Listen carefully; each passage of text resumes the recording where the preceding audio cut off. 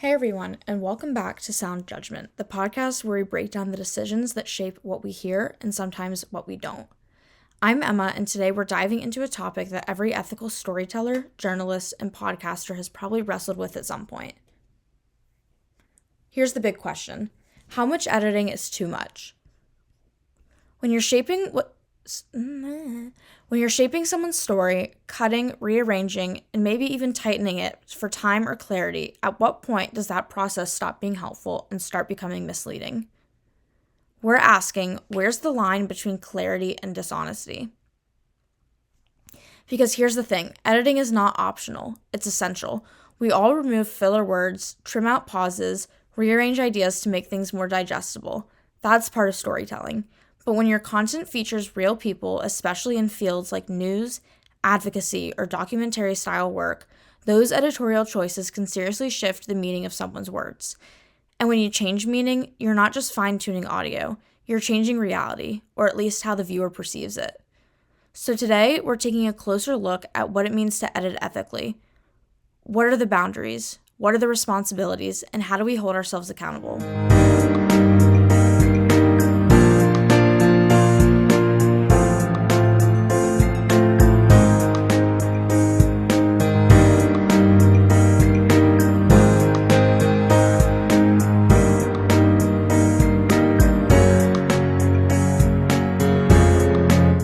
Let's start by imagining a simple scenario.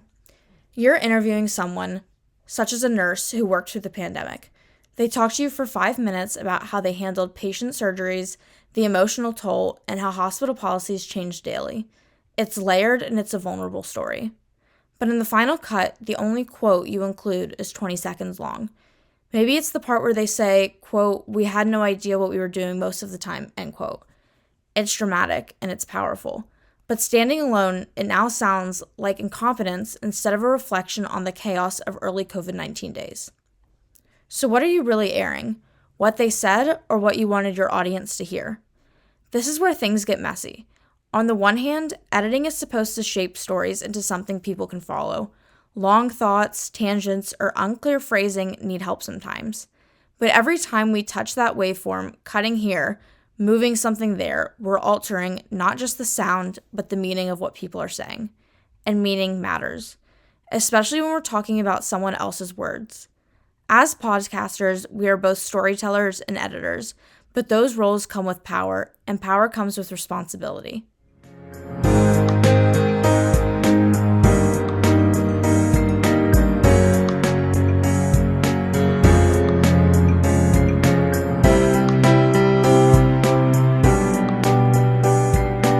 To help us unpack this further, I spoke with someone who spent time thinking deeply about this.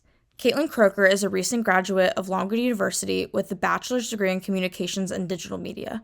She worked on several student-run podcasts during her time at Longwood and focused much of her senior thesis on media ethics and audio journalism. Hi, Caitlin. Thanks so much for joining us. To start, where do you personally draw the line between responsible editing and manipulation? Thanks, Emma. Happy to be here. I think it really comes down to two things: intent and impact. If you're editing to make someone sound more articulate or just to help them express what they meant more clearly, that's usually respectful. But if you're cutting and rearranging to push your own narrative, or worse, to change theirs, that's when you start running into ethical red flags. Right. And what about in fields like PR, marketing, or advocacy, where you're often building a message intentionally? Is there more leeway there? Even in those spaces, authenticity matters. Yes, you're curating a message, but you still have to treat your subjects, your sources, with honesty. If your audience finds out that you've pulled a quote out of context or made someone sound like they said something that they didn't, it damages credibility, and that's really hard to recover from. So is ethical editing even possible in a world where everything is curated? Absolutely. Ethical editing means asking yourself, would this person recognize themselves in this version of their story? If the answer is yes, then you're probably on the right track. And when you've had to make significant structural changes, like combining parts of two answers or heavily paraphrasing, be transparent about it. That kind of honesty builds trust. That's such a great point. Editing isn't just technical, it's relational. Exactly. It's about honoring the relationship between the storyteller and the listener, and between the editor and the source.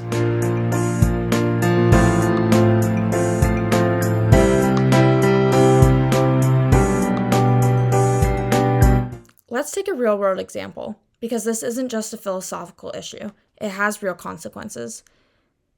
In 2022, a popular health podcast released an episode on vaccine research. They interviewed a scientist who had nuanced things to say about vaccine efficiency, side effects, and the long-term testing process. The full interview was balanced and careful, but the edit only included one statement. Quote, "We have a long way to go before it's safe," end quote. That clip, isolated and stripped of context, went viral, especially among anti-vaccine groups.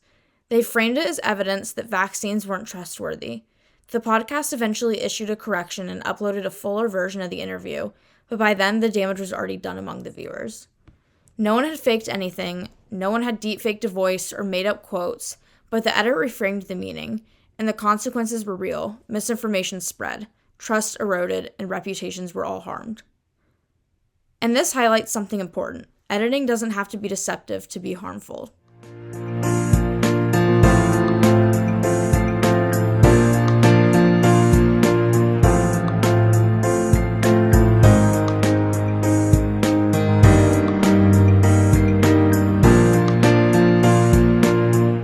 So what can you do about this? Whether you're an audio journalist, a PR storyteller, or a student podcaster just getting started, how do you make sure your edits are fair? Here are 3 simple principles to keep in mind. 1. Edit for clarity, not content. Cut the noise, not the meaning. Removing the ums, tightening pacing, but not removing what someone is exactly trying to say. 2. Fact check your own framing. Ask yourself, does this edit reflect what the speaker meant? Are you presenting their words in the spirit they were intended? Finally, 3. Be transparent when needed. If you've rearranged quotes, paraphrased heavily, or combined answers, disclose that somewhere. In the show notes section, in your narration, or even in a short disclaimer at the beginning or the end. Transparency builds trust. Ethical editing isn't about being perfect. It's about being honest with your subjects, your audience, and yourself.